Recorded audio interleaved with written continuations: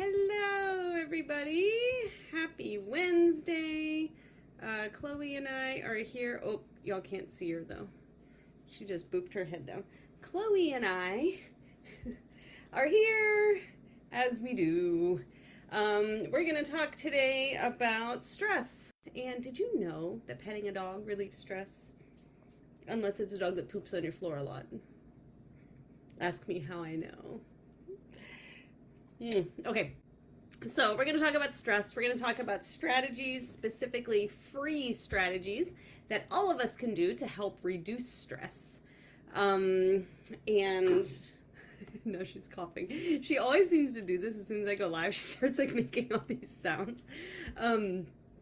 Anyway, so free things that are free that we can do immediately right now, and by the end of this session we're actually even going to practice one of these things all together. So I hope that you are ready for that and excited for that. I hope you're having a great week so far. It's a little stormy here in Nashville. Just had a big old storm come through, and it's rainy. We get some thunder rolling every once in a while here, so hopefully no storms come like in the middle of this. So if I disappear, I apologize. You'll know why. You'll know where I am. So if you are on live, or even if you're watching the replay, please feel free to hit the like button, leave me a comment, say hey, ask questions. I am live directly through Facebook today, so I'm able to see the comments as they come up, unlike when I'm on Zoom. So if you have any questions, comments, concerns, please feel free to just go ahead and drop those in the comments at any point, and I will either respond to those here live, or I will get to you after the live is over. And before I forget, in case I forget, next week I'm gonna do my best to try and do a live training on how to get your first pull-up. I've not really done one specific to an exercise like that before, mainly because I'm kind of stuck here in this corner. So it's not always easy for me to do that, but I'm gonna, I think, record some videos and things and share my screen and whatnot. We're gonna try to make it work. So hopefully you can join me then. Make sure you RSVP yes to that. Event is in the group, and I'll be sending out invitations as well, like I always do. So anyway, let's roll. So don't forget to say hey if you are here, and we're gonna start talking about this. So let me get my screen situated. Okay. All right, so most of us, oh, hold on, I gotta hit record over here too. Okay, now we're recording. Most of us are pretty freaking stressed these days. We have work stress, maybe some family or relationship stress, money might be stress, health-related stress, whether it's our own health or the health of a loved one. Maybe we're taking care of a family member, things like that. All of these things are really obvious sources of stress that all of us think about when we say stress. But there are a lot of other less obvious sources that we may not really consider to be stressful. So we're going to talk real quickly about some of these things that maybe we don't consider as stress, and so we keep doing them because we don't really realize how it's impacting our body and impacting our goals. So one of those, well, some of them, more than one of them, are things that we actually might consider things that we do because we think that it's helping us reduce stress, when in reality what is happening inside of our body is actually causing extra stress. And one of those things, as an example, is poor nutrition. Now, I know it's not a surprise that people are like, well, no shit, bad nutrition is, I'm not gonna feel great. But how many times are you getting home from a stressful day or in the midst of a stressful situation and you're just getting out the carton of ice cream? Or you're like, listen, I deserve to order out whatever food it is because I don't feel like cooking because I just had this fill in the blank stressful situation, or I'm just going to sit here and watch TV and eat this bag of chips because I'm stressed out, right? So it's kind of this coping mechanism that we have that on the surface we're like, okay, this is helping us deal with our stress. Like I'm drowning my stress in this carton of ice cream or chips or whatever greasy takeout. But the reality is we've now put this into our bodies. Now, obviously, you know these things aren't nutritious. That's not a surprise. But now your body has to deal with it. Now we have the added internal stress of digesting and processing all of this not so great food. And so now we've added stress and we've added inflammation into our body that wasn't there prior, and we did it all kind of in the name of reducing our stress, right? Yep, Laura, see, I knew some of y'all were out there. I'm guilty of it too, guys. I'm certainly not innocent in this, and which is how I know. I know because I've done it. Other things that we do to de-stress that actually make our stress worse. Things we do that makes our stress worse are things like our nightly glass of wine. I'm just gonna relax and unwind with this glass of wine. If you need a refresher on what alcohol is actually doing inside of your body, aside of the calories of the alcohol, there's far more damage that alcohol is doing aside from calories. I honestly don't give a shit about the calories in the alcohol. Don't come at me with, but my seltzer is 100 calories. The calories aren't the concern. The alcohol is the concern. It's a depressant, right? It slows your metabolism. It slows all of your body functions. It prevents your body from filtering out excess hormones like estrogen, which causes belly fat. There's all these issues, and there's actually one, maybe even two, I'm not sure, lives that I have on how alcohol actually affects our health and our goals. If you would like tagged in that, go ahead and leave a comment there and we'll get you tagged. But that nightly glass of wine is doing the opposite. It might be mentally relaxing you because, again, it is a depressant, right? It helps you like physically relax. But that's not what's happening inside your body. We also know that alcohol leads to very poor sleep. So while you might feel relaxed, you're going to go to bed and you're not going to get very good sleep. Alcohol keeps us in a light sleep stage. And so that's, again, doing the opposite of reducing our stress. We're never getting into that deep sleep to help recover and do all the things our brain needs to do because the alcohol is preventing us from being there. And then the last one I want to mention that a lot of people do because they think it helps them feel better from stress, but is actually creating more stress, is excessive cardio. And I say cardio just because that's sort of what most people will go do. However, it's just excessive exercise in general, but cardio tends to be what everybody leans into. And I say excessive. Yes, do cardio. Cardio is good for you. We need cardio. Excessive is where the problem comes in. Sometimes people are like, I just want to go, run my feelings off, or I'm going to go to this boot camp and just kill myself and I want to feel dead and I want to limp out to my car and then call that a good workout. A good workout is not one that leaves you feeling like trash, guys. Please, let's get rid of that thought. So all of these things are examples of things that we think are making us feel better, but internally are actually creating more stress. So I want you to kind of keep that in mind throughout our live today, that I'm not just talking about work stress, family stress, and money stress, whatever. I'm talking about all those other internal things that are happening based on a lot of our habits that we have throughout the day. And all of these things, the common stressors as well as the not so thought about stressors, are all of these things will signal your sympathetic nervous system to activate. And your sympathetic nervous system is your fight, flight, or freeze. That's the one that is the chasing by a tiger nervous system. When this nervous system, or this part of your nervous system, is activated, it does things like increases our heart rate, it slows down your digestion, and then it improves eyesight because, again, you're getting chased by a tiger, right? Even though in 2023 most of us are not getting chased by a tiger, but that is the same, it's the equivalent to it. And so it does do things like improving our eyesight for the time being, but it does all these other negative things internally, because this part of our nervous system is what is meant to keep us alive. It's to protect you from that tiger that's coming at you. And so even though in 2023 we're not cavemen, right, or cavewomen, but we do have a lot of these other underlying stressors that we talked about that is in our lives and is happening and is on our minds 24/7. So when we don't don't take steps to properly cope with these stressors that we have going on 24/7, we can sort of get stuck in that fight, flight, or freeze nervous system.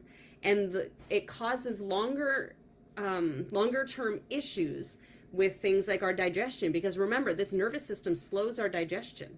So then we have created digestive issues now because we're kind of stuck in this state and we're not eliminating as we should. And if some of you remember from a live a long time ago that we did, I'm not even sure which one it was in. I'll have to find it if you want to see it or hear it. But we know that poop is how we get rid of a lot of our excess hormones. That happens through pooping. And so when our digestive system is not working or functioning properly, we're also going to put ourselves at risk for things like estrogen dominance and other hormone issues. Blood glucose issues come from being stuck in fight, flight, or freeze, specifically things that can lead to insulin resistance and type 2 diabetes. High blood pressure is an issue. And there's just so many other things that come from being stuck in this state. And I do have a live that I did not too long ago. Again, comment if you want tagged in it, on how stress affects our health goals in general. So today I'm going to talk about some strategies to cope with it, but that live covered a lot of the really specific details on exactly what's going on and why. So if you would like tagged in that, leave me a note in the comments. So notice a minute ago, I said to properly cope with the stress. I did not say to eliminate the stress. Not all of us can just up and quit our jobs to get rid of the stress. Not all of us can cut off family to get rid of our stress. Not all of us can just cure health issues to eliminate stress. That's just not real life. That's not reality. And I'm not going to sit here and pretend like we can just all of a sudden live this like blissful life, right? But we can do things to cope with it and to help our body cope with it better. You do have control over situations like eating higher quality food, including eating enough food. Too many of us ladies are stuck living in a calorie deficit and we're not feeding our bodies enough, which is another stressor. Being in a calorie deficit is absolutely a stress on your body. So we have to make sure we're eating enough food. We have to make sure that our food is high quality. Make sure you're getting in your fruits and your veggies. Don't just live on like chicken wings or something, although chicken wings are delicious. We do have control over drinking alcohol, doing excessive exercise, right? But there's all these other things that we really don't have control over. So what do we do? There are supplements that you can use to help you. And I can get into that a little bit more. But today I wanted to focus on free things that we can all start doing right now this second. And so, like I said at the very, very beginning, by the end of this, we're actually going to go through a strategy together. And so I hope you're ready. One of the free things that you can do is listen to nature sounds or soft classical music. This can be done in your car. This can be done at bedtime. We actually have an Alexa, thingy-majiggy. And at nighttime, she plays they call it rainforest sounds. So Alexa plays rainforest sounds for me every night as I go to bed. Classical music is great. I know a lot of y'all are teachers, and teachers know the power of classical music in the classroom. And so it's not just for the kids. The classical music is great for all of us. Use it. Both of these have been proven to reduce our stress and to lower our cortisol levels. Cortisol is our stress hormone. That's what wakes us up in the middle of the night. That's what keeps us from going to sleep at night. And also belly fat is another one for cortisol. So classical music and nature sounds have been proven to reduce our cortisol levels by releasing happy hormones, dopamine, and improving our mood. Another one is to take a walk in nature, weather dependent, right? Here, it's pretty warm, but I know other parts of the country is still getting some snow. But if your weather is okay for that, taking a walk in nature, one study said it was only 20 to 30 minute walk, and it had the largest impact on your drop in cortisol levels. It basically, what it does is it decreases the activity in the regions of your brain that process stress. So being able to get out in nature and take a walk is free, it's easy, and you need your steps anyway because most of us don't get enough of them. And then finally, where I want to spend most of the time talking about today is deep breathing. And this is where you're going to do this with me in just a few minutes. Deep breathing is something that we can do anywhere. We can do it at any time. I do it driving in traffic so that I don't get all road ragey. I used to do it in the back of my classroom when I was a teacher so that, everybody survived the day. And then I still currently do it every single night when I lay down for bed. I try to remember to do it before I eat because it helps aid in digestion. Remember, the fight, flight, or freeze slows our digestion. So when we eat, that's not a place where we want to be, right? So we can do some deep breathing before you eat to help get your body out of that fight, flight, or freeze so that your body properly digests food better. There are tons and tons of ways that you can perform deep breathing. You can Google it or YouTube it. There's books. There's a ton of different ways. We're going to do just one example today. But if you want to look at more, look up box breathing. That's one that I recommend a lot to my clients. And we're going to do kind of a modified version of box breathing tonight. But it's very simple. It's very easy. It's very fast. And deep breathing has been proven to immediately reduce cortisol levels. Okay. So what you're going to do, you're not going to do it right now. Let me explain it first, and then I'll tell you when we're going to do it together. So we're going to inhale as deeply as you can. And you want to make sure you're inhaling into your belly. We don't want a big chest inhale. We want a belly inhale. So you want to literally imagine your stomach filling up with air, and you're going to continue to inhale as your belly fills up, and then it fills up your chest, and you might even feel it filling up your back as well. You might feel some lateral expansion, your back coming out as your chest fills too. That's great. You may not feel that right away. Sometimes that's something that we literally have to practice in order to get our body to do it. Not everybody can do that right away. So if you don't feel it right away, that's okay, but don't give up on it. Keep trying it and keep practicing it and keep working on it, because your body should be able to do that. Sometimes it's a mobility limitation. So you want to continue practicing this type of deep breathing until your body does do that. And then you want to do this slowly. I don't want you to just suck all the air out of the room in 2 seconds, right? We want to do this deep breathing very, very slowly. I personally aim for about 8 to 10 seconds, but I've built up to that. I used to only do 4 to 5 seconds. So as we do this today, and as you do it on your own, you're going to do this on account of whatever's appropriate for you. You can absolutely improve your lung capacity. And that is actually something that I try to teach to my power lifters, particularly on the bench press. We want to take a big breath before we unrack, which most of us aren't quite doing just yet. But we want to unrack and we want to hold that big breath for a rep or two, because that's what's going to keep us really tight on the bench press. Not everyone can do that. You have to build up to that lung capacity. So like I said, I used to start with only 4 to 5 count. I'm now up to about 8 to 10 because I've built up that lung capacity to do it. So a big, big, big inhale. Fill your belly, fill your chest, fill your back. Once you're there, you're going to hold this for a few seconds. Again, this is going to depend on lung capacity. I shoot for 5 seconds, maybe only 3 seconds is where you are for right now. That's fine. And then you're going to slowly and completely exhale all of that breath that you just put into your body. Again, I shoot for 8 to 10. You do it just as slowly as you can, whatever that means for you. And when you do this, I want you to consciously be thinking about your traps, these muscles right here that lead up to your neck and your shoulders. I want you to consciously think about these relaxing. Think about your jaw relaxing too. You'd be surprised when you pay attention how many of us walk around with a really tight jaw, because that's where we hold a lot of stress. So I want you to consciously think as you exhale that I'm letting all of this relax. I'm letting my jaw relax. Okay. And you want these to be relaxed by the time you get to the end of your breath. You can repeat this as many times as you want. We're going to just do it one time right now. But this is something that I do before bed several times. I'll do it 4, 5, 6, 7, 8 times as I lay in bed to help get me into that calming state, out of fight, flight, or freeze, so that I can get better quality sleep and I can get to sleep faster. So, are you ready? Here we go. I got a few of you on live. If you're watching a replay or if you're watching live, feel free to put comments, questions, comments in the comment spot.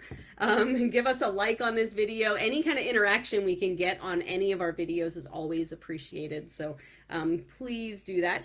But for right now, I want you to get comfy, whether you're sitting, standing, doesn't matter a ton. Sitting is going to be a little more comfortable if you can.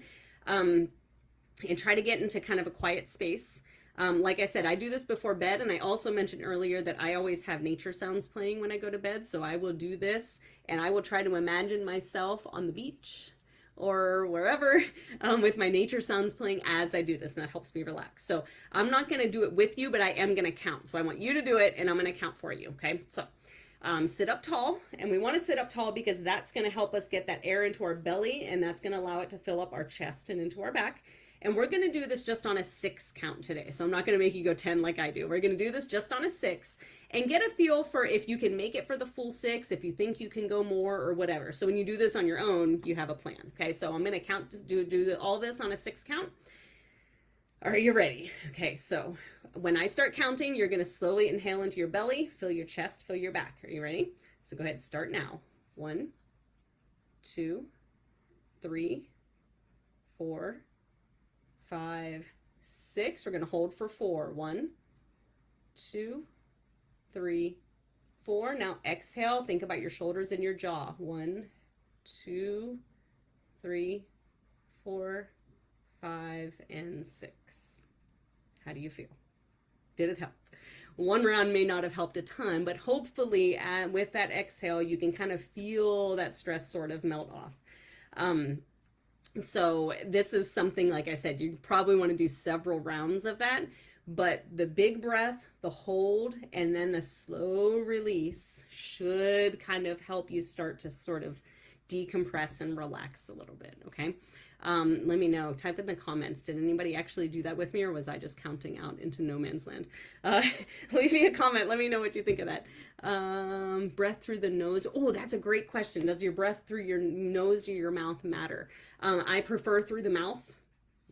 And through the mouth makes a difference. You can usually, that's okay, Kelly, you can get the replay. Actually, Kelly, you may know about some of this because I know you were at Iron House. We were talking about, it's kind of a modified version of box breathing is what we're doing. So this is something, it's free, it's easy, right? And it makes a big difference. Immediately that starts lowering your cortisol levels. But again, like I said, through the mouth is going to be best. You'll be able to fill up a lot better through the mouth. And then slowly exhale. Okay.